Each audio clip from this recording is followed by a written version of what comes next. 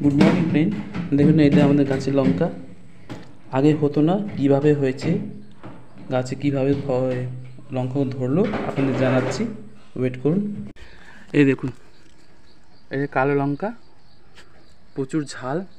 এখানে আরও 30টা মতন আছে। এই লঙ্কা আসতে লঙ্কা পারলাম, এই দেখতে পাচ্ছেন।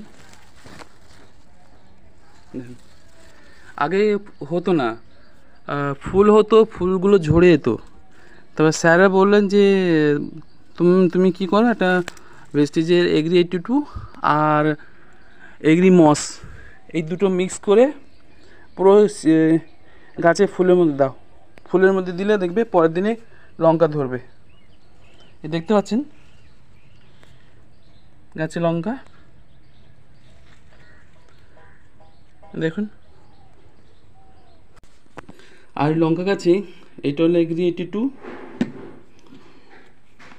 আর এগ্রি মস, এই দুটো পাঞ্চ করলাম। আর ও শিকড়ের মধ্যে আমি এই এগ্রি গ্র্যানুয়াল দিয়েছি। তারপর লঙ্কা প্রায় 60-70টা লঙ্কা ধরেছে গাছে।